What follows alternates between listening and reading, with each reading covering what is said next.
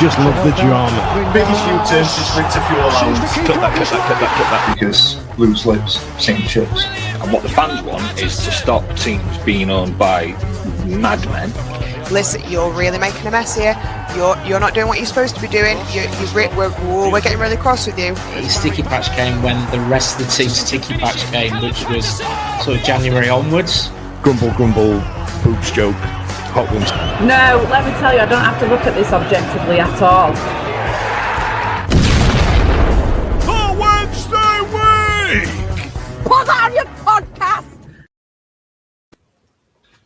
Hello, good evening, and welcome to another episode of the Wednesday Week. My name is Dan Fudge, and I'm joined tonight by Simon, Ash, and John. My apologies if I sound a bit nasally this evening, but the cold has very much caught me up, and me stood for 2 hours in -1, -2 temperatures in West London was not high up on my things to do that would make me better. And listen, we've got a couple of games to get through. We'll smash through them, and then we've got plenty of talking points to get through. First one being what now seems a million years ago was New Year's Day against Preston. Simon, this was the lineup: Charles Palmer, Iorfa, Cooper, Otabeo, Amas, Thornton, Ingles, Bannon, McNeil, and Cadamartri.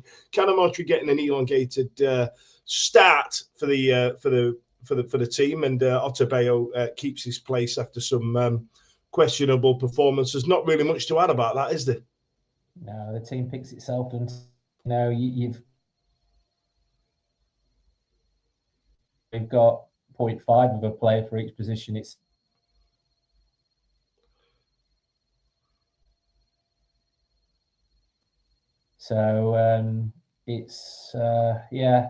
picks itself, doesn't it? Ugbo seems to have disappeared. So who do you pick? It's cancer every time, isn't it? Yeah, very much so. But I tell you what, the elongated period of being in the team has done better for Cads. He's starting to play somewhat a little bit better. Just while I've got you, can you guys hear me okay? I feel like I'm having some internet issues with a little bit of freezing and stuff. Is everything all right? Yeah. All right, that's good to know. But if you are interested in learning more, don't forget to like and subscribe. I am supposed to say that, and I tend to forget most weeks. But yeah, I mean, going into this game, Simon, I'll give you a better topic to talk about than the lineup. But going into Preston away New Year's Day, what were your thoughts prior to the game? It was the first time I'd not been to Preston in a couple of years. I decided to swerve it. New Year's Day. Good job I did, because I didn't go to bed till 4 o'clock that morning. That's another story. Swerved it. They'd beaten us at home, but I think we gave them a bit of a run for the money at home. So I thought that on the back of 2 draws, thought we'd acquitted ourselves well against Hull. It was a bit of a bore draw, wasn't it, against Blackburn. I thought we were in our half a chance. I thought we might get one. But Preston seemed to be scoring, so I didn't think we'd win. Let's say that. But then again, I think I'd like to see our league on our score predictors, because I think I'm rock bottom on that in regards to my predictions. I normally get the fact that we lose wrong, but we score almighty badly. We did have an update from Steve. Ash is at the top of the league, and yes, you're propping up the bottom.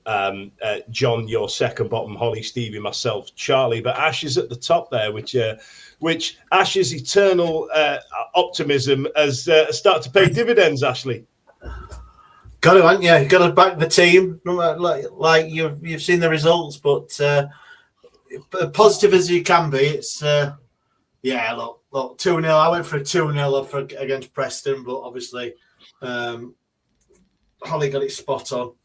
It's really bad doing these. I know we do them every week now, but it's getting really hard to get some sort of positivity. And we've seen that the last few. I know we've drawn a couple in the last 4 games, but put a message out in the group chat, and can you have your predictions in by whatever time or whatever it is? And it's like, oh, go on then. How can I eke out a little bit of positivity? And it's like, we might score 1 goal. Yeah, that's pretty much the positivity going by the comment there. I'm saying he's Ash refusing to shave until Wednesday get 5 in a row. Imagine that. You look like Fu Manchu by the end of the year. Can you imagine? You look like one of those wizened old Oriental wise men that people have to go to the top of a temple to go and see to learn how to do martial arts. Do you reckon I should do that? What do you reckon? Yeah. No. Oh my God, no. Yeah. Should I You go look for like it? you're like one of the guitarists at ZZ Top. Yeah. But then again, I don't know what Mrs. Ash should make of that, but yeah, I reckon if we get enough likes and subscribes and all that, there we are. That's how you do it, innit? Yeah. Oh no, this is going to be a whole thing. What's his guy name? United Strand, isn't it? United Strand. Yeah. We need John's on, innit? He'll come up with a good name. To be fair, he probably will. Right then, so John got into a game that was always going to be tough. It was a decent start for Preston. They came at us, and McCann just went dancing through and slotted in the far corner. It was too easy, wasn't it? Yeah, far too easy, and quite synonymous of the goals that we are conceding lately. It's just too easy. It's just they just cut through, and when you watch them back, it's just like, how is it? Look, mate, I know we're struggling, and Atibeos could get a bit of flack, although some people have him man in the match, which is beyond.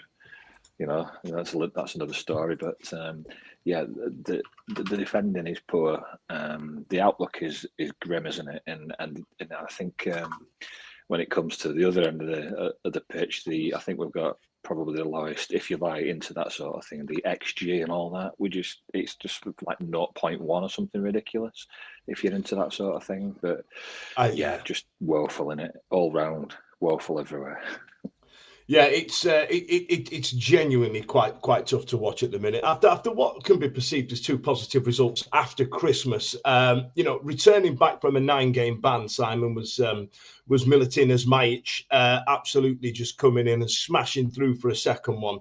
I thought there might have been a sniff of offside on this, but he was getting played on by Iorfa, who is also coming under some flack. And Otabeyu and Iorfa are starting to get some grief, and I wanted to discuss this evening, is that because they are constantly under the cosh, or is it that the level just isn't there? I nearly filled in when he said, is it because, and then he said the word shit when he said, is it because they are, and then you were far more eloquent than my brain was working at the time. I've been practicing it all week. I think I put it on the group chat, didn't I, the other day when we were looking at this. Is the fact is that if we were here this time last year, but not in the position as in we had the players, those two players wouldn't be playing, would they? The only reason why they are playing is because there's no one to fill their boots. It is them or nobody, and this is the problem we've got: is they are simply not good enough. Question marks have been over Iorfa's head, and he played bit parts last season. This season, he's got to play every game. And Otabeyu is exactly the same. I mean, how old is he? He's only like in his early 20s, late teens, early 20s. There's a player in there, but is he good enough for the Championship? I'd have to say no. And the problem we've got is there's nobody to come in and replace these players. Cooper's now out injured by all accounts. We've got nobody to fall back on. And this is where we are across the entire pitch. And this is the heartbreaking thing, is that these lads just aren't good enough. And there isn't anybody waiting in the wings who's better than them, because there just isn't any players. We are threadbare. So we're stuck with them, and we can slay Otabeyu off as much as we can, as much as we want, but ultimately he isn't good enough for this league. He might get better, I don't know, or we might break him. Which is the sad thing, and that's where we are. That's where we are. Because Ernie Weaver was looking really good, wasn't he? Up until his injury, he was like the shining sort of star in a sea of mess, really, wasn't he? And obviously losing him, we didn't have anything else to fall back on. And then the next things you're looking at are free agents. And there's the old saying, isn't there, they're free agents for a reason, and they've usually not played much football for a long time. And as we've seen now, with firstly Nathan Redmond and now Cooper going back to defence. Now Cooper's out for an extended period. It's just everywhere you turn, it's just a dead end, isn't it? We're just hitting brick walls everywhere, and it's just a grueling mess, really, on the side in general. Yeah, it really is. It really is, especially that we're breaking these kids in early. And then you look at the long-term injuries that we had to Weaver, Geesey Kira, George Brown was out for an elongated period of time. You could even put Pierce Charles in that type of thing as well, you know, because they're getting these elongated, at such a young age, they're getting these elongated minutes that they normally got. It's really tough to take, which means as a result, we've been given special dispensation by the EFL to take on a couple of loans, but we can't pay anybody. So there is that. Ash, you know, the third one came in. I'm not going to spend any time on this game. The third one came in, and the only time we looked like we were going to score was an own goal from Lindsay as well when that went in. If I look at the statistics, because I know you like stats, Ash, you know, we've got the elongated ones here, where once again we had more possession. But if you look at the XG shots on target, we got battered, didn't we? It was just a beating. Now, there's a difference here between getting beat away at Preston 3-0 and getting beat away by QPR 3-0, which we'll get into a bit. But this is becoming a tough watch, isn't it? Yeah, it is. Yeah, it is. And we've said it for weeks and weeks, and a lot of Wednesday fans have been saying it as well. We are where we are for one reason only. And it's commendable to players, and I know we're on here slating them for being dog shit and whatever. And that New Year's swearing thing didn't last long, did it? That we can't do anything about it. We've just said you've got two centre halves in Otagbeo and Iofa that we know aren't at the level that we should be or need in the Championship, but we ain't got anyone else. You know what? John was talking about Ernie Weaver earlier, and I'm like, in one respect, oh God, having an injury that early in your career is awful. But you know what? Has it saved him? Because, like you said, would we have broke him? Would he have been subject to making a couple of mistakes? Because look, Otagbeo is still only 21, 22, so he's still relatively young, and he could improve. But imagine if that was Ernie Weaver, and I'm sure he'd have got a lot more slack from fans, but if he was like making mistakes every other game or every game, for his confidence as such a young guy, and he started off so well, it sounds awful, and I'm not saying that. I'm a little bit glad that he's not in the firing line of this, because when he comes back fully fit for next season, I think he's going to be a fantastic centre half. But yeah, we said before about the defence, and we haven't got anything on backup. We've got nothing on the bench at all. But sometimes we've seen that Pedersen is reluctant to make subs. Like he gets up to 65, 70 minutes, and I know you don't want to change your centre halves for if you can help it. But sometimes you've got to see that players are struggling, and he just needs a change. He just needs someone else to come in. So I think that's for me. It's a hard one, digging players out all the time, but it is getting a bit of a hard watch, and there's people not wanting to go to these games for that reason. The trouble is, isn't there? Yeah, it's just at the moment, it's a dead season, isn't it? It's literally like, if you've ever seen that film Weekend at Bernie's, and they're just taking him out to party, and that it's just this dead guy in that, and we're just trotting out a dead team onto the pitch and trying to make a football match out of it, and it's just, everybody knows that we're going to lose, and we're going to probably lose like 2 or 3-0 and get an odd result here or there. But we knew at this time of year, with all the fixtures, all the pile up that you get at this time of year, team's dead on its feet after 65, 70 minutes. I just knew that it were going to be a bad run of fixtures, and it's just so hard. Like Ash says, it's just so hard because we literally, hands are tied, aren't they? And even the EFL talking to us and saying, "Oh well, yeah," like, which we'll elaborate on, but there's still restrictions there as well, isn't there? So wherever you turn, it's just no, and hard as a fan to experience and watch. And credit to fans still taking a tremendous away followings on what is an absolute travesty of a season. I think we just like having something to do, to be fair, going to these away games. It's nice just to get out, you know what I mean? Especially this time of year. The turnout at QPR was impressive for me. I looked about and thought, do you know what? I'm impressed by the amount of people that have turned up there. I thought, because QPR is a difficult place to go because that concourse is bloody awful. And for a midday kickoff on a Sunday morning, straight after Christmas. I was impressed. I really was. But we've had some comments here. So Ash has grown his beard until we get 5 in a row. We've got face pubes until 15 points. That's been suggested by Stu. We've also gone with Ash Rogers Growathon is now trending. And then John has come in with the goods once again and gone with the Wednesday whiskers. No shave till 5 in a row. I kind of like that. We've also had some actual proper comments about player analysis.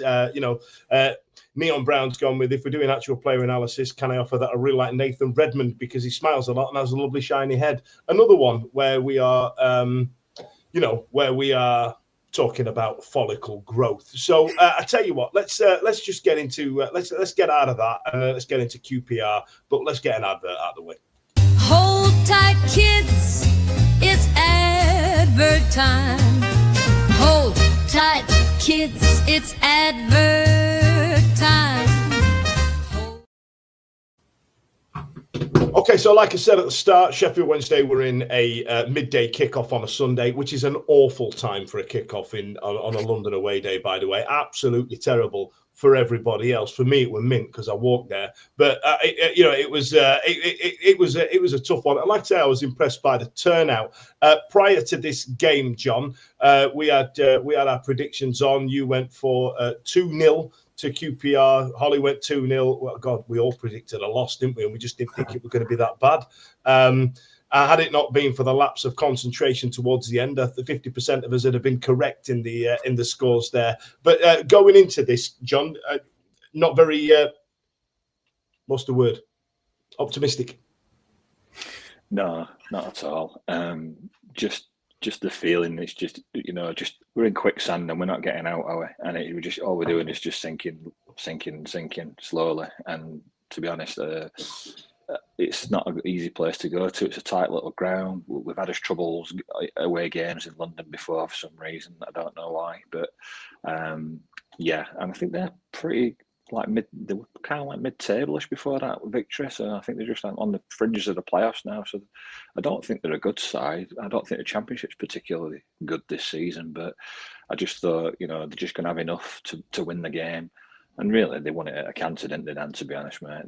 It weren't much of a contest, really. I think, again, we had very few shots, very few on target. Have some nice possession here and there, but it's just semantics in it, really. I mean, they won at a stroll, really. So I weren't confident beforehand.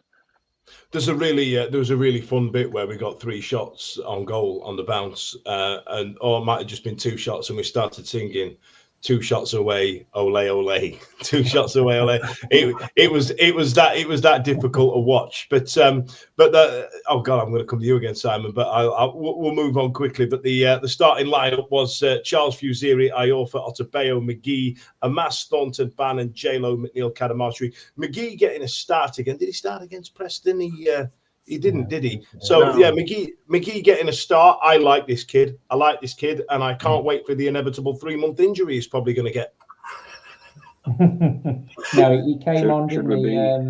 Was it Blackburn, wasn't it? Cooper, I think, got injured in warm-up and he came in. I thought it was absolutely superb against them. I have only watched the goals from yesterday. I did not watch the game. I chose to watch a documentary about the Moors murderers over watching Wednesday play QPR. I thought that'd be more upbeat than watching Wednesday. And that's what I did. So I watched the highlights today, of which showed no shots by Wednesday on goal and just basically showed the 3 goals and an attempt by QPR against us. And that was it, full stop. So that sounded like it was a really good game. But I thought McGee got caught a couple of times yesterday, but unfortunately, the players around him aren't the sort of players to lift him. They aren't the sort of players to talk. Iorfa's not a sort of commanding central defender. Otabeo doesn't appear to be. So the poor lad he's left there in a back 3 of nobody talking to him, nobody directing him, nobody captaining him because the captain's somewhere else on the pitch. Trying to run the game by himself. And I think he will be a very good player, but he needs better players around him. Just based on what you were saying just there, Simon, there was a question from Matt Pinder there who said, controversial question, however, one that has to be asked. Does Bannon get away with lack of positional discipline? He leaves such a big hole running around like a headless chicken. I feel that Bannon has been afforded a lot of positional free rein when he's surrounded by better players. I just feel like, given the cosh we're under, I feel like it's just noticed a lot more. What do you reckon? Yeah, I do feel, from what I saw against Blackburn, is that we've got too many teams who, once they get the ball, just basically run straight through midfield. And we've got Ingleson when he's playing. He's obviously given this role of trying to get into attacking positions, which leaves any sort of defensive hole in the middle of the field. And Bannon, again, I'm not quite sure where he's playing. And like you say, I think he's been given this free rein before because he's had people like Byers at the side of him, or Volks by the side of him, players who defend Kieran Lee, people who can hold the defence and are a little bit more disciplined in regards to where they start and finish on the pitch. He's given a bit more free rein. I mean, has it the fact that he can, in some eyes, do no wrong, gone to the fact that now he feels he can pretty much do anything because he can do no wrong? They're taking some amount of discipline and saying, I need to sit a bit deeper here sometimes. But then again, he's not the most defensive player, is he? He never has been. He's a very good quarterback, but if there isn't somebody there making the tackles, he's not exactly a physical player, Barry, and he'll be the first to admit it, right? But I feel like, given the cosh we're under, it might be worth taking a look at how we deploy him and how we deploy the players around him. There's a few comments here, Ash. We've got John Ackroyd saying some of our senior players are making a lot of mistakes and just chucking their hands up in the air. You have to feel for these young players. Like Remand having to stop our captain getting on at kids when we conceded the third goal. Christ, we are in a bit, and I know you've expressed that before in a number of times. Craig Haywood's gone with, and I feel like this is starting to shine up a lot, especially when it comes to the timing of substitutes as well. Controversy. How much is this down to Pedersen's tactics too, with the constant tippy tappy across the back instead of just doing the basics and defend? I feel like there is a real rein on this team, Ash, pulling them back to just sort of stop the goals going in rather than attacking. You know, like Harry Redknapp when he had Portsmouth attack from the front. You know what I mean? Kept them under the cosh. Had players like Mercer and Berger and Nemanic. You know what I mean? Players like that, where it was just like, right, let's just go at them. Let's just go at them and do that, just to try and make them second guess themselves. We've gone the other way, haven't we? Yeah, definitely. I feel all this. I know Craig, and we've spoke to Craig lots and everything. It's I feel that the tipping tapping around the back is not much of an issue for me, because we've got to try and create something. And if passing it through the back is opening space up for people to move forward, and Bannon to get on the ball and try and do something, because we haven't got any creative players. And even to go to that, Bannon's creativity is being hampered quite a lot as well. I think what's he got? 2 goals and 2 assists, I think, this season, something like that. Now, that from your supposedly most creative player, if you're a stats wanker, is not great output, is it? If you look on it on a piece of paper like that. Yes, we know what he does on the pitch and on all that. So the tapping around, and you see it in the game all the time now, and it goes back from the keeper, and we know we've got one of the best keepers in the league with his feet. We know that. So he is coming into that centre half position and having his say with the ball. But it's just no creativity. It's just nothing, is it? They pass it around and then they go forward at one. They come back. They're in a good position, third of the pitch, and it seems it comes backwards. That is the bit that's frustrating for me, is we seem to, against QPR, we got in some great positions, but for lack of ability, lack of any sort of confidence, they're just either not taking a pop or not putting that third final ball into somebody up front. If it's Kadamata, if it's Lowe, if they've not got confidence in them guys up front at the minute. I really don't know what it is. It's frustrating as someone sat there and watching this game, and fair play, you mentioned it, Dan, all the supporters that went at 12 o'clock on QPR on a Sunday. Mate, I didn't expect it. It was fantastic fans, as always. We've said it for years about fans travelling, but that's next level at minus God knows what. It was so cool. Not the points. I'm on about the temperature. But yeah, that's the thing for me. The lack of creativity, the lack of chances, the lack of taking of chances as well. So it's. Are they being coached to? Because, like you said, in those last two games, it shared possession. We had majority possession. Well, we had over 50% of possession. Are they being coached to keep the ball? Because while ever the opposing team hasn't got the ball, it's unlikely they're going to score. And is it this case of, because we've seen it a few times now, Norwich in particular, where we were the better team against Norwich, and we never went for the juggler and killed them off. Going 1-0 up, we never went in there and killed them off. And the same against Preston. We scored early on, we scored again, and then we just didn't go for it. And I thought Blackburn again were a great team, and every time we got into a position where we got a chance of creating something, we passed back. And is it that case of they're being coached to keep the ball as much as they can?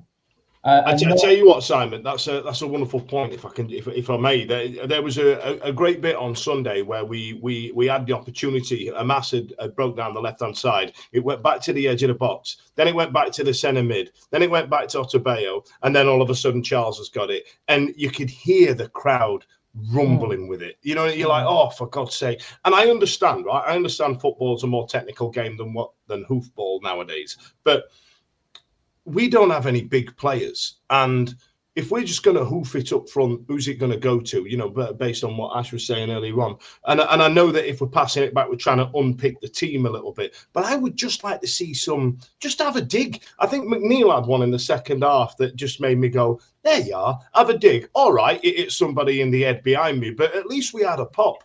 You know what I mean? There was one where even Bannon kind of hesitated, and he should have had a dig. It kind of opened up in front of him, and it didn't. But we've had a couple of comments here. John Wakefield said, I just think some poor sod has to put the highlights package together every week. Imagine having to do a podcast about it every week and all. Matt Davies said Ruben in, so we'll get rid of Pedersen, get Amorim in. Stu Williams said we set up for damage limitation. I'd rather us lose 10-0 and have a go and only concede 2 because we're scared to attack. Let's go down swinging. That's what I want to see. I must admit, I want to go 3 cops to the I want to go hell for leather on it. And then Jay Bloggs has said, what pisses me off is how often we give the ball away, especially with stupid back heels. We do play very confident to say where we are in the league. And then Matt Talbot, just based on the atmosphere and stuff like that, I think the start of the season when it was all together, I feel that's all gone. The players have given up, or the fans have given up. I think we're a month past the date that we said we were going to have the preferred bidder status. That only came about on Christmas Eve. And we're starting to unrest a little bit. There's some unrest happening, isn't there? There's some moans and groans that we wouldn't have said before. And on the back of that, we're getting comments like this, where people are going to over-scrutinise things. It says, I think Bannon needs to be dropped. He's having a negative effect on the youngsters. He's had his time. It's time for us to give the youth a try. Our results can't get any worse.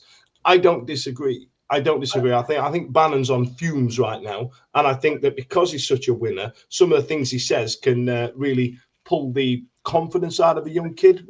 What do you reckon, Ash? I would totally agree with that, Dan, if we had somebody, because this probably would have been the ideal situation to be giving Bannon come off at 60 or have midweek off and play someone. But who would you put in instead of him?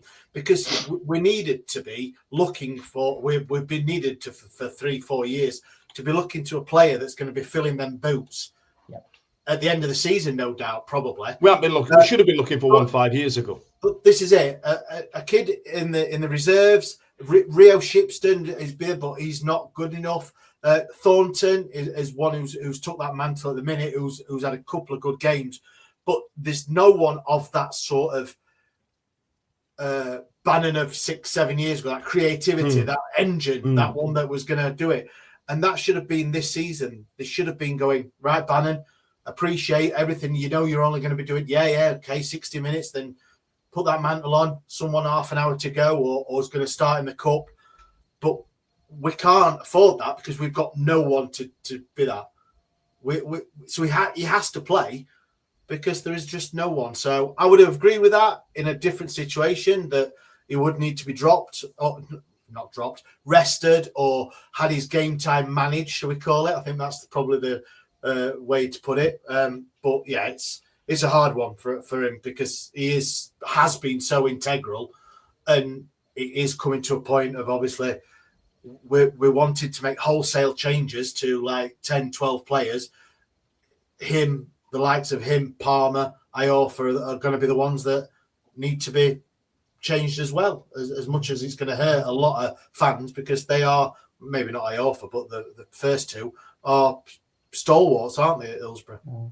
Yeah, absolutely. Now, let's tell you what, let's get into this against this QPR game, John. Burrell was looking lively right from the start. It was weird to see Ben Hamer being the first choice keeper for QPR as well. He looked really assured as well, which is quite. You know, I don't think he had much to do. Don't get me wrong, but looked really assured. But Burrell was looking really tasty. I was screaming at that lino far too much. On the left hand side as the fans were looking at it, because he was in the sun puddle and he should have had a cap on, and I was convinced this goal was offside. Turns out it weren't. No, unfortunately not. No, it turned out it weren't. And another one which on reflection, on reviewing, looks like really poor defending once again, doesn't it? And this just too easy again, isn't it? And again, they just look sharp, look lively. And any kind of player running at them with any kind of trickery or pace, or sort of any guile on that lot, we do wilt a bit. Iorfa and Otabeo don't look comfortable too in that back four. They just don't look the part at all. And yeah, it was just all too easy, and it set the tone really again. And it was a relatively early goal. You're on the back foot. You know the team struggles to score goals, and you fall behind, and it's always a mountain, isn't it, this season? It's going to be a mountain the entire season. But Simon, you mentioned you were watching a disturbing documentary, a murder documentary, and about it being better viewing. I honestly, this was truly one of the worst games of football I've ever had the misfortune to watch in -3 degree weather. I couldn't feel my feet by the end of it, and they have to go to that shitty concourse that they have at QPR as well. That some bright spark has decided to put 2 barriers down the middle of it now. So where the concession stands are, there's like 2 barriers now. Oh God, it's awful. It is awful back there. But yeah, a really terrible game of football. So halftime came and went, and then Sheffield Wednesday came out a bit better in the second half, and then Burrell got injured, who was looking like I said, like one of their tastiest players, and then they brought on that sideshow Bob looking MFer, and it was too easy for him to run through. However, I mean, bear in mind we've gone like an hour without any goals. We had a couple where we gave it a go, but I thought his first goal, Coley, his name is, isn't it? I thought his first goal, there was still a lot to do, and I'll go to Ash about my next point, but I thought he finished it really well. It was a good finish. I thought it would. Oh God, Pierce Charles probably was millimeters away from it, getting his fingers to it, wasn't he? As he dived across, but again, it was just too easy through the middle and straight through. And then watching the defenders, it was almost like they were chasing shadows. They didn't seem to have any player positional awareness about them whatsoever. And this is what it seems to be becoming more and more of. It is, oh dear, I don't know. I keep saying to myself, somebody has got to be better than Dominic Iorfa in our squad. There has got to be a better defender. I mean, surely enough, Palmer will be better suited to, because at least Palmer will get in. And I just find that Dom just gives up. He just seems to loses his man, and then that's it. Well, I've lost him. And if all the players, sorry, Dan, of all the players who I wanted to stand up and lead the team this season, would be Dom Iorfa, because he's been with us donkey's years.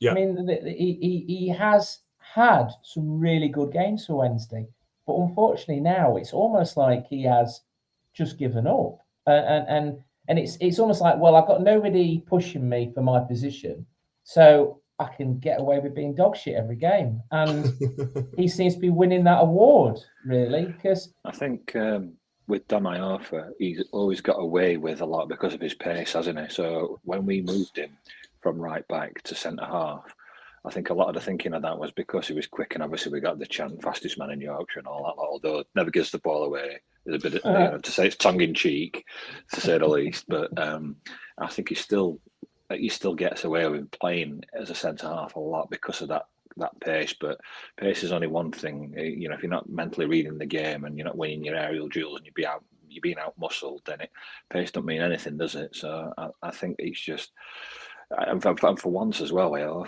he's managed to. I think he's played more games this season than he's done in any of the previous campaigns with us.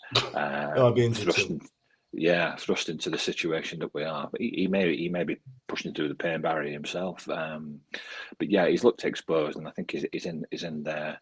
Like I say, he doesn't look comfortable with Otabeo. But yeah, I still think he gets away with a lot and gets played because of that pace that he has. But it's not really. It's irrelevant this season because there's just other mistakes all over the pitch, isn't there? So. Yeah, we had somebody pick up on the fact that Amas gave the ball away for that second one, and when I tell you that the second goal, Coley's first, was against the run of play, we actually had a good spell on top. We'd had a couple of shots on goal. It looked like we were going to get back into it, and then when I say it took the puff out of us, I don't mean it in a derogatory term. It absolutely blew the wind out the entire team. As soon as that goal went in, oh, fuck this, we're going. You know what I mean? There was 10 minutes left, and all of a sudden you saw people filtering out and all the rest of it. John, you're getting a load of abuse. Speak up, John. John, have you been kidnapped? John's trying to keep his voice down because the kids are sleeping in the next room, so we'll have to, you know what I mean? Let's not give him too much grief. He's come on this evening. Just like the team have to dig deep to turn up for Sheffield Wednesday on a reduced amount of money playing for relegation, John has to turn up as well and talk about this. So, we can't criticise the players and we can't criticise the presenters. Ash, go on. I know you've got plenty to say about this. Is it time, or is it controversially to say that it was Pierce Charles's fault for all three goals? How can you get beat on your near post for all three goals? Yes, I know the third one, he lashed it, didn't he? That Coley just absolutely lashed it. So, yeah, maybe not. But his first goal, the second, he shouldn't be getting beat from that far away from his near post. No, not from that angle neither. And for all that I said earlier about him being absolutely fantastic with his feet, which he is, and his distribution is great, surely your first job as a goalkeeper is to stop the round thing going and hitting the net thing. Mm-hmm. So for me, it's going to be. I'm going to be hammered for this, no doubt. And he has got so much potential as a Northern Ireland international. He is, but it's just when things aren't going right for you, it just highlights everything else. And a couple of times in our LMS chat, there's a couple of guys and girls that say if that was Horvath, he would have got hammered for that. So it's like, yeah, it's. If you're gonna criticise a third choice goalkeeper from Cardiff, you could for a mistake, and the Northern Ireland international number one makes the same mistake, you've got to criticise them as well.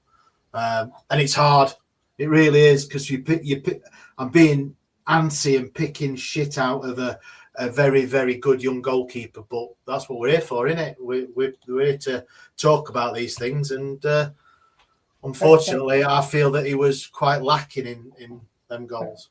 Very similar mistakes, aren't they, to what Horvath was making?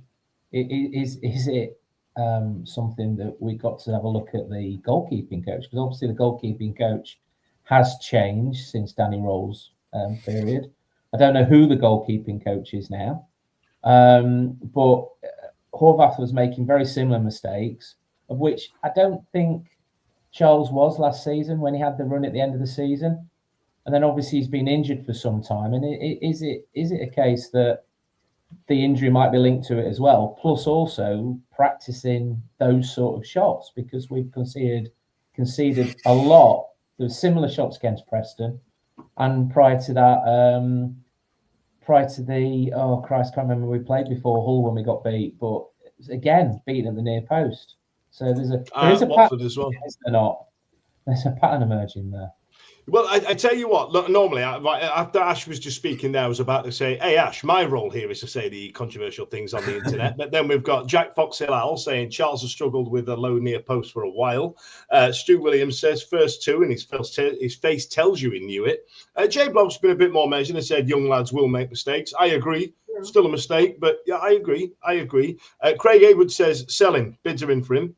And then you were talking about distribution and stuff like that. And Jack Fox-Hill went, it's what happens when you play Xabi in goal.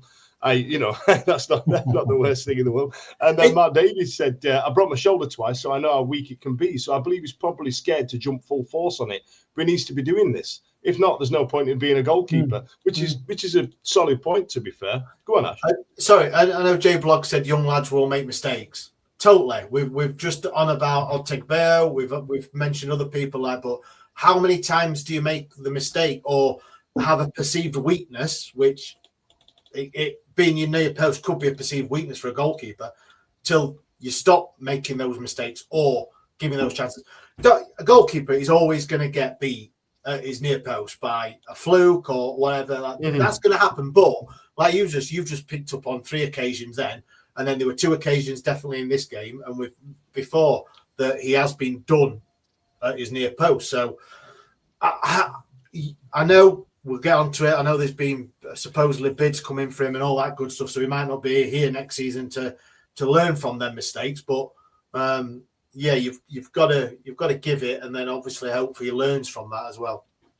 Well, we've got our first discourse in the comments, ladies and gents, about the goalkeeping coach. You know, Craig Haywood said that Flahaven is the current goalkeeper coach, but Matt Talbot says goalkeeper coach is Barney Owl. So, stay tuned on that one. We'll get to the bottom of that. But anyway, as it stood, Sheffield Wednesday were 3-0 losers. A scoreline that I would be controversial even say that flattered QPR, because they offered absolutely virtually shit all. They were awful. They were bloody awful. They had 2 massive geezers. Again, I've said this phrase before, 2 big 8-dimple Lego bricks at the centre back in Dunn and Cook. And it became very apparent how short our team are whenever they got a corner. And I believe they got something like 5 corners, and you could absolutely tell that they got excited about it. They do play blood and thunder football at Loftus Road because it is quite small. But I tell you what, let's get into some adverts, and then we can talk about something a bit more. Oh God, I was going to say upbeat, but that's not right. Don't go anywhere too far. It's only time for the adverts. Now, ladies and gents, as it's January, the transfer window is now wide open, and for some weird twist of fate, some people are keeping an eye on our players, and there's been a few rumours knocking around. The first one and the biggest one was the player we were just talking about then, which is going to be tonight's Hot Topic. One of the biggest ones that we've got, one of the big ones talking about, is that Piers Charles has been earmarked for purchase by Strasbourg. I believe they've put in a bid. They've actually tabled the bid. I don't know how much the bid is, and we also know that Strasbourg is the feeder club for Chelsea, having the same ownership, has been well documented with the appointment of Liam Rossini. Has that gone through yet? I believe it was in London today. I don't know if that's actually been announced, but it's fairly a done deal. It's fairly settled. I think the question is, chaps, is would you sell him? Would you cash in? Like, I appreciate we might have to shelve a few things because there's obviously a point where we may have to sell him, given how long the takeover process has gone. Because obviously you've got these mega rich people delaying the process and quite frustratingly delaying the process. So just on we've been here before. Let's say it's a decent amount of money. Do you cash in? Simon, I'll come to you first. As it stands at the moment, due to where the club sits, and the elongated administration process, then yes, you've got to sell him because we need an amount of money. With the crowds have dropped, so obviously turnover will be dropping per match. So we've still got to pay players. We've still got a lot of income coming in, and unfortunately, obviously it depends. If they've offered £8.50 and a couple of bottles of Vimto, then the Vimto is appreciated, but the £8.50 in, So it's got to be an amount that will keep the club running for the next 2 months theoretically, and maybe help bring in some loan players. But if you do that, you've got to have a significant sell-on clause. Yes, that's the most important thing. And this is where we will find out. But young players have gone recently, and I believe there wasn't any sort of sell-on clauses to the players like Masaba and Bisama and players like that. So you've got to look at that. The guy's going to want to move on. His brother plays for, I think his brother's got high aspirations, even though he's actually playing for a mid-table championship side at Southampton. But unfortunately, I think we're not in a position where we can go, no, keep him, because we need money to keep the club afloat while we're in administration. John, I will give you some subsequent information as well, because Jay Blows brought it up. The funds, the money, if we receive any money for Pierce Charles, will go to the preferred bidder. Now, this is preferred bidder. This is not somebody over the line. This is not somebody who's got the club. So the money would go to the preferred bidder if any comes in. And I feel like that's still interesting. But Simon raises a really good point there. Do we just let him go? Let's not hold him back here. Yeah, I think there's an element where you've got to say, is Pierce Charles? He's too good for League One, isn't he? Do we really need him in League One? Well, he's a really good keeper, and he would serve as well there. But in terms of his career progression, he's not really going to want to be going into League One. He is probably our most saleable asset. I think that's there's no argument there.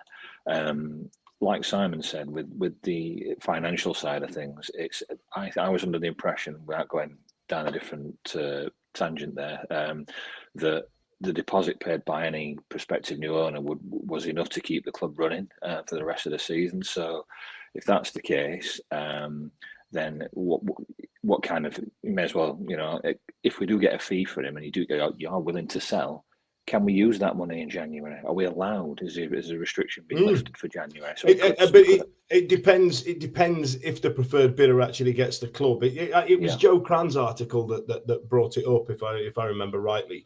I feel like it would be good for the long term if the preferred bidder, if James Ford does come in. You know what I mean? But what if he don't? Yeah. Where's the money gone? Yeah. I think you've got to, I think it's inevitable he's going to have to move on. Does selling him keep us from getting relegated? Absolutely not. We're down anyway, aren't we? But what you want to do, and like Simon said there, is make sure there is some sort of sell-on clause. I think Anthony Nasaba's just gone to Fenerbahce as well, so he's another one. But we've lost money on. Dele Bashir, who's probably one of the more higher profile ones, ended up at Lazio. I know you didn't sell him, but you kind of let his contract run out, didn't you? So if you've got a young asset there, and it's inevitable they're going to move on, and the position that we're in, get the money in, but try and get a nice sell-on clause, 10-15%, or depending on where he goes, sell him and loan him back for the rest of the season, and that way you've got kind of like, you've still got the player, but you've also got the money as well. Yeah, not a bad shout. Go on, Ash.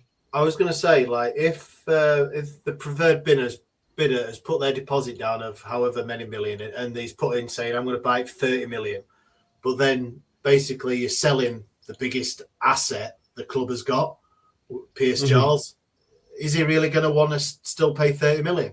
He's going to say, well, I've lost out on a potential £5 to £10 million player there. I'm going to give you 25 million now. So there's other implications, isn't there, of selling him, not just obviously we'll get a couple of quid back.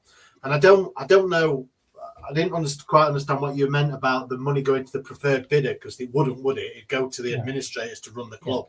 The preferred bidder is just a name. He's got no say in the club or anything until. I'm sure I read that in an article. I'm sure it was in Joe's article. I tell you what, while you gestate about whether you would sell Pierce Charles. I'll put a couple of comments first up, Ash. Matt Talbot says the trouble is we don't have a professional keeper other than Charles, which is correct. And they've offered a free dartboard with the ex-chairman's face on it. And if you hit the bullseye, it shouts out, "I do my best, which is quite useful.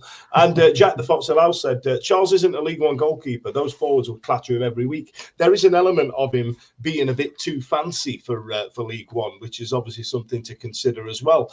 But yeah, what would you do with it, Ash? I don't think we've really got a choice, have we? Because I don't think he'll want to play in League One. He's an international goalkeeper with aspirations of obviously playing probably Championship or lower end Premier League in a couple of years. We've seen what's his name. Trafford went to Man City, probably a backwards move for him because he's not playing, is he? But he's gone there. So. You'd have to get rid of, well, not get rid, that sounds awful, but you'd have to make the business decision of selling him with percentage of sell-on clauses and some other clauses for international appearances or so many appearances and make it bulletproof that you're going to get an income in the next couple of years as well, not just in the short term to pay the wages, but in the long term to make it a good business decision. I don't know what the EFL would say to that because basically we're putting it into, we're selling a 19-year-old goalkeeper and then we've got an 18-year-old on the bench. Are they going to let us bring in another? It wouldn't be an emergency goalkeeper, would it? Because we're putting ourselves in that position by selling him. Mm. So I don't know what the implications of that would be. Don't know, mate. I personally, I'd rather get some money for him than leave it in the. But if he's still got a couple of years left, I'd keep him till the summer and get rid of him then. Yeah, I think you might be right. I still can't find the article. I thought it was Joe's article talking about Pierce Charles, but I'm sure I read somewhere that the money went to the preferred bidder because I believe a loan went into the club in order to keep the club afloat. I can't. Do you know what? I'm speculating. I'll do some actual proper research on it next week. But I was the guy that was doing the stats for the QPR game this week, so you're welcome on that one, kids. But there was another. There was another thing brought up as well that Charlie McNeil might be on his way out. There are a number of clubs looking at Charlie McNeil. I'd drive him myself. John? I'm not too sure about that one because other than that game at home at Hillsborough when he got to get 2 goals, he's not shown a lot really. He's had a bit of a position change, hasn't he, under Henrik Pedersen? He's made him more of a just sitting behind the strikers kind of player, and it has improved his game. But I wouldn't have thought it's to the level where there's other championship clubs looking at him, and I find that a bit surprising. But I'm not a scout. If they're seeing something I'm not, then fair play. But he's not a player that I would immediately turn around and say, "Oh no, we need to keep him." Like said Charles, in an ideal world, I'd like to keep Charles, but the situation that we're in, we'd have to let him go. I think, in my opinion. But McNeil, yeah, I've no issue whether they sell him or keep him. To be fair. What about you? What about you, Simon? If you asked Ethan, he'd say wait till February and hope he'll pass his driving test and then he'll drive him. But I don't know. When he came in with a huge fanfare, didn't he, at the start of last season, went over to Austria with Danny Roll and then he was underused by Roll. He looked good in some games during the sort of the games we won at Grimsby, and he scored a great goal, didn't he, at Grimsby away, I think. I seem to remember last season in the Carabao Cup.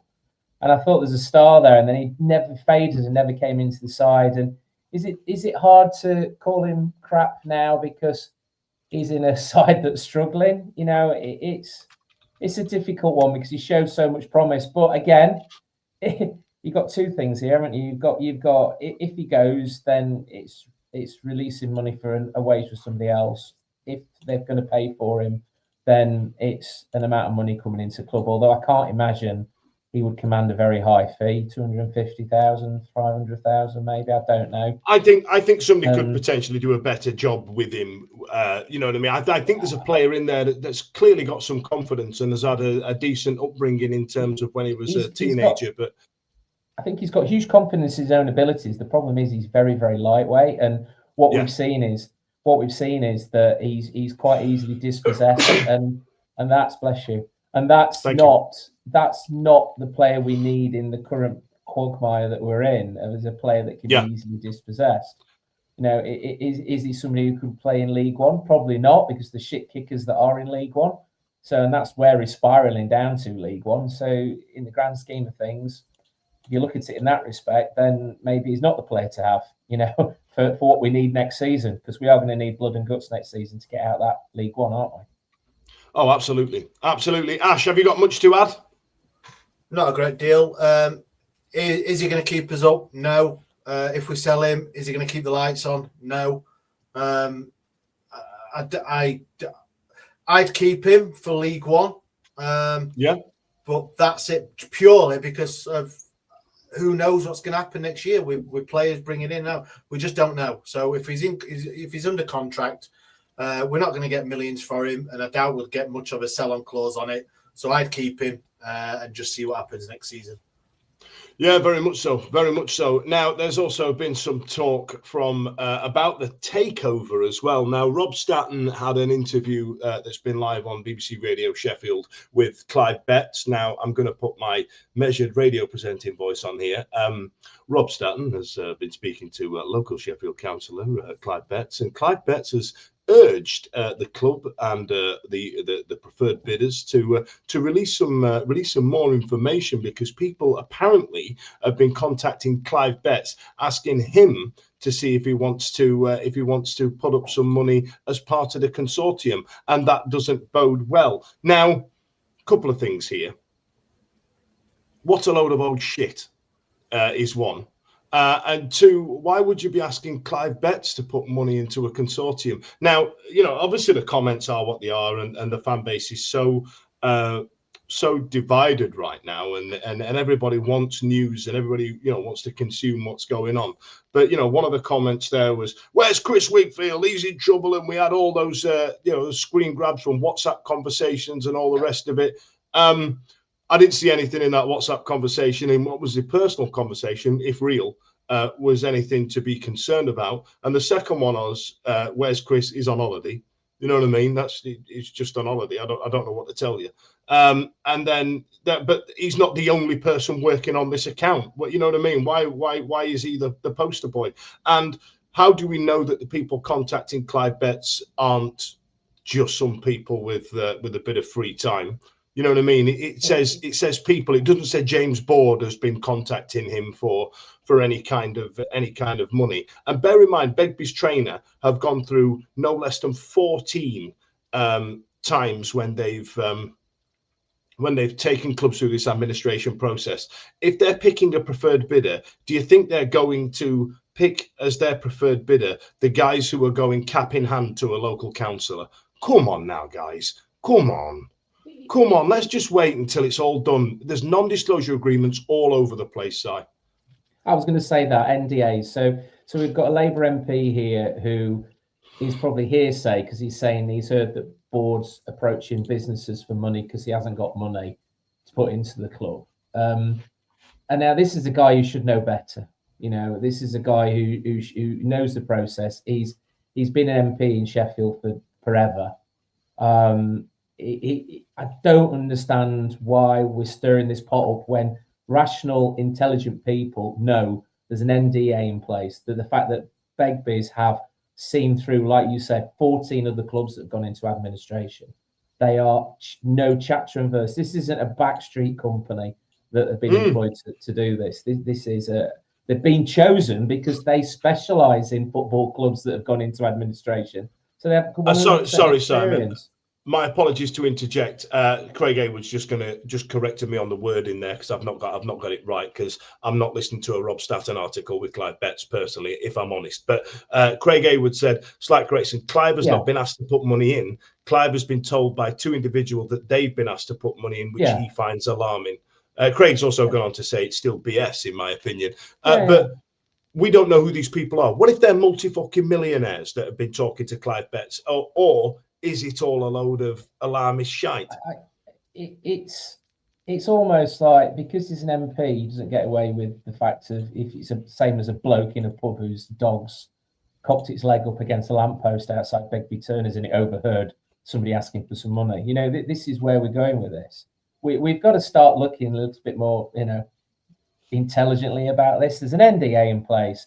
And as I said, I think on the last time when I had a rant, when I was a bit drunk on the last podcast I did, until that person or that group of people are stood in the centre circle holding the Sheffield Wednesday scarves above their head in front of a stand that says NS on it, just pack it in. Just pack it in.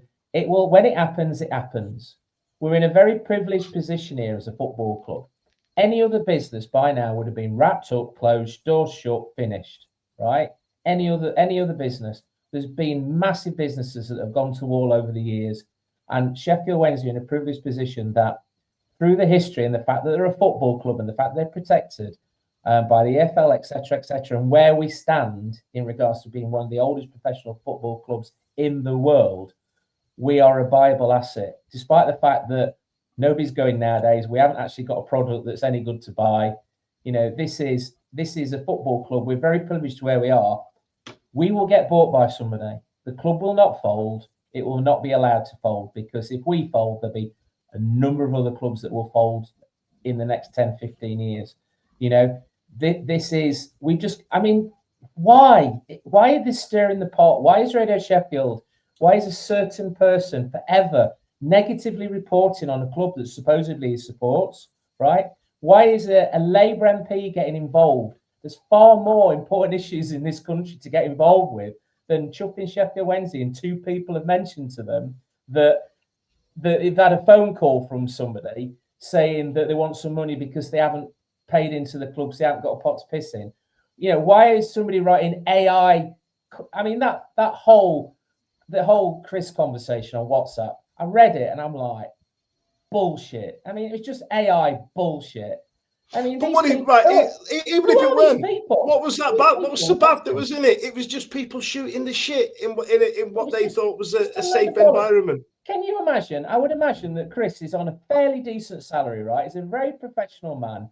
I would imagine that if something like that came out, he would be down the road. I mean, I seem to remember at some point there was rumours going around he had been sacked. You know what? I think there's certain points where internet companies need to like ring these people and say, sorry, mate, I'm switching your internet off because everything you're putting out is complete bollocks. Just cut them off. Just cut them off. Yeah, they need to make podcasting equipment more expensive, to be fair, a lot of the time. Go on, John. I think it's just, you know, no two takeovers will ever be the same. We've seen takeovers go through relatively quickly, and we've seen takeovers that have dragged on. I think United's takeover took months. You know, so it's all in the administrator's process. The problem is people want news and they want it now, and they want to sensationalise everything. So Chris Wigfield's being kicked off at the team, and he's gone to America. He's going to try and tap the Waltons up now. If you know, depending on who you believe and all this, like, you know, it's all fake rumours and all BS and that. And it's just like, I think he gets a lot of flack because he's a Wednesday, and it's like, there's this, we're all Wednesday, aren't we? But then we turn on each other because it's like people posting fake news on social media, and then people running to Radio Sheffield with these fake stories, and then they're trying to clarify it, and then they're getting flack, and it's just like, why not just chill out and let it play out? Because, you know, it's a proper professional company that's got a hold of us right now. We've done this countless times. It's going through the right channels, but it just takes time. There's a lot of complications we own in Sheffield Wednesday. I mean, you know, look who we've just taken, you know, the last owner, and all the things that need correcting to get this ship on an even keel again are probably endless. So it's going to take a while, and people just need to just realise it's not going to affect us this season anyway, regardless. There's no miracle coming. We're not going to stay up. We're going down anyway. Just let it play out, however long it takes, as long as we're in the right hands, and there's a proper football plan there with people that know what they're doing and playing other people that know what they're doing, and a structure and a CEO and a director of football, whatever it may be that comes along with the right people. That's all that matters. None of this other stuff that we're going through right now. Well, I tell you what, look, there's a lot of people saying the same thing. So, for example, Matt Davies says, patience is a virtue. Let's all calm down. Rob Brewer says, totally agree. As a fan base, whether we like it or not, we don't know what's going on behind the scenes. We just have to be patient. Mad Ward has talked about the shit show on social media. He's saying, I've come off socials because I can't be asked to talk. Can't be asked with all the ITK rumor bullshit. Living in pure ignorant bliss. Oh, I wonder what that's like. I also must, again, correct myself. I've made 2 blazing faux pas in reference to the takeover. That's how much I'm fed up with it. I've stopped reading it, I must admit. But Paul Turton has corrected me and said the administrators haven't disclosed who the preferred bidder is. It's all the reporters putting 2 and 2 together. It wasn't specifically named as James Board, was it? Alex Neon Brown has said if Dan speaks, he will be in trouble. That's in reference to an article with Rob Staton and Clive Betts in it. I prefer not to speak. But then this is a great point from My Wild Garden.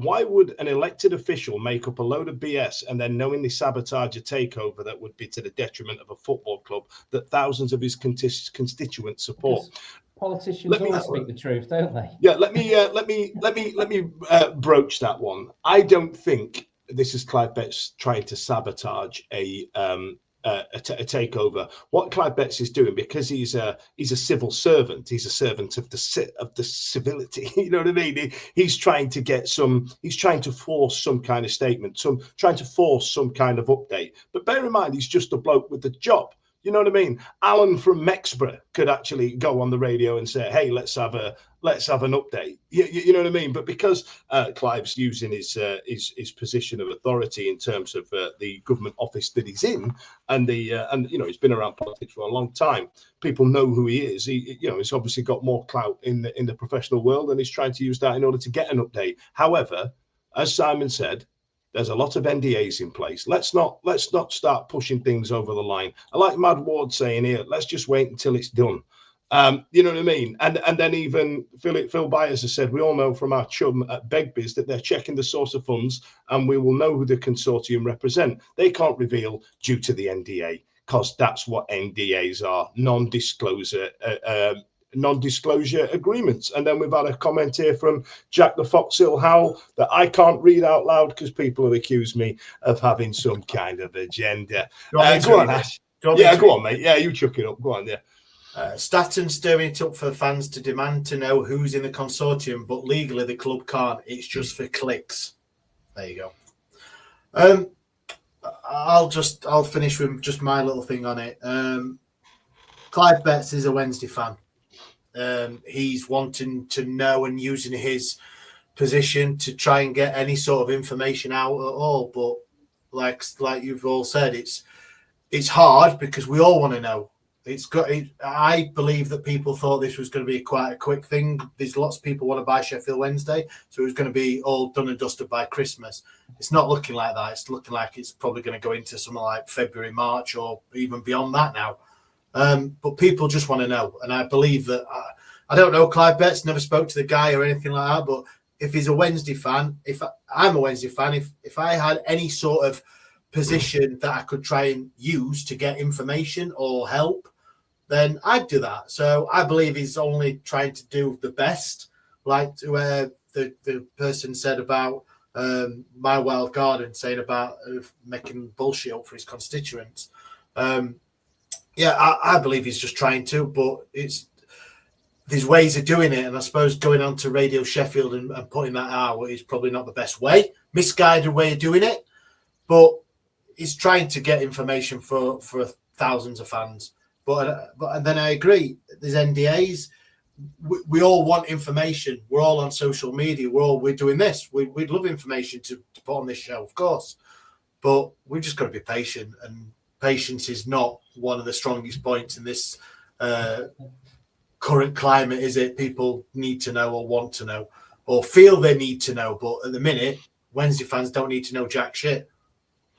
Yeah, it's frustrating because, like I say, we're a month past when the preferred bidder status was going to be announced. You know, we've had a comment here from Craig Haywood saying sits just in front of us on the cop, does Clive? Hey, I'll tell you what, Craig, if you do get to speak to him, just give him a nudge on the shoulder and ask him why he went on everybody else's podcast but ours and ignored our email.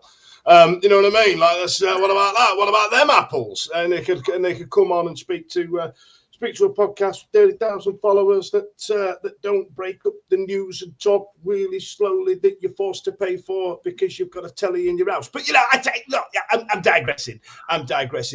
Final bit of news that we've got in Sheffield Wednesday, Will, is that Harry Amass is looking like he's going to get yanked out of Sheffield Wednesday by his parent club, Manchester United.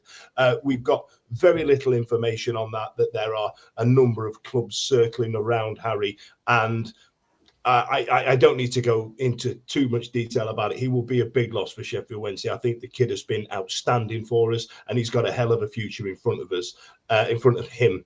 And I can't help but wish him all the best. And you've got to give thanks to Manchester United as well for paying for literally everything for that man to come and play for the blue and white. I think he's amazing.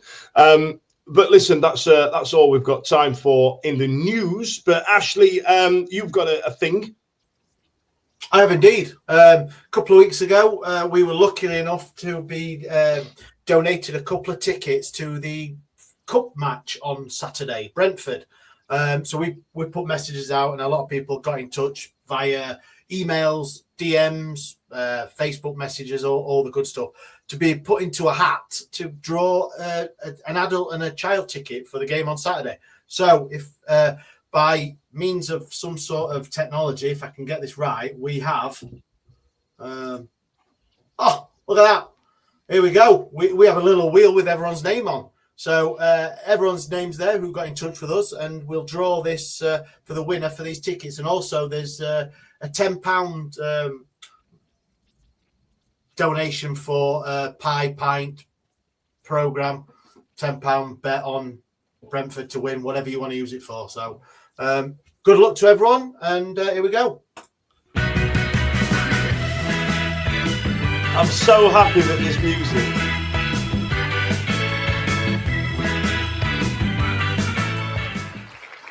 And we have a winner. So Laura Dowell, congratulations. You are the winner of 2 tickets and a £10 spend it on whatever you like. There you go. So I will be in touch with Laura. But yeah, congratulations, Laura. I hope you enjoy the match. It'll be great.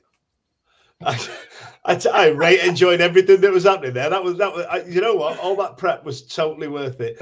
Fred Flintstone has gone with you couldn't give away those tickets live. Could be double figures loss on Saturday, but at least you get to see some goals. You know what I mean? And all the rest of it. From myself, we literally have just given away those tickets. Yeah. Come on, hey, come on! It's only Brentford. They've got no ambition. We'll beat them. I tell you what, it's annoying because Keith Andrews, right? They've sold all his forward line. And he's doing a right job, isn't he? He's doing a right job. I'm hoping they play the kids because we just watch a load of kids kick the shit out of each other apparently on Saturday. See how that goes. We may have another special announcement, but we're still working out the kinks on one of those as well. Don't forget that the Easter egg collection will also be happening very soon as well. Ashley's going to be all over that to make sure he's got his central eating off, which is always really fun for me, that I really enjoy. On behalf of Simon, Ash and John and myself, thanks a lot for joining us this evening. It's been an absolute pleasure. And, see you later. Every week, live from 8 p.m. It's the Wednesday Week. Bringing you football analysis. They said we'll win the league next season. Bringing you modern references. I did a little 1920s fist pump there. Not done that in a while.